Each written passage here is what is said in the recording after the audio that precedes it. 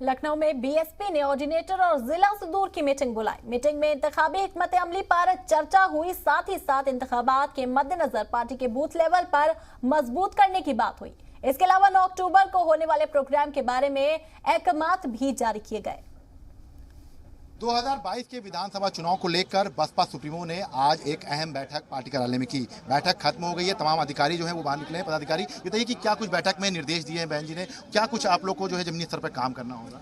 देखिए, संगठन के बारे में आदरणीय बहन जी ने निर्देश दिए हैं। हमारी बूथ कमेटी का संगठन पूरी तरीके से तैयार हो गया है, उसे कंप्लीट करने के निर्देश दिए गए हैं।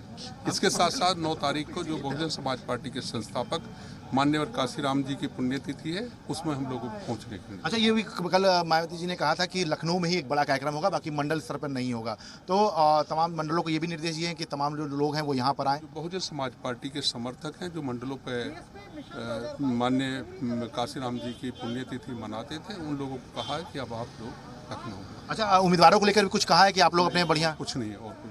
देखिए, ये तमाम जो बसपा के अधिकारी हैं वो बैठक से बाहर निकल चुके हैं और बैठक में ये तय हुआ है कि 9 तारीख को चूंकि लखनऊ में एक बड़ा कार्यक्रम होना है 9 अक्टूबर में को, तो ऐसे में तमाम जो लोग हैं वो लखनऊ में आकर इस कार्यक्रम में शिरकत करें। इसके साथ साथ तमाम अधिकारियों को ये निर्देश दिए कि बूथ स्तर पर कैसे मजबूत होना है। फिलहाल कहा जा सकता है कि 2022 के मिशन में बसपा पूरी तरह से जुट चुकी है और इसी को लेकर मायावती लगातार लखनऊ में रहकर बैठक कर रही हैं।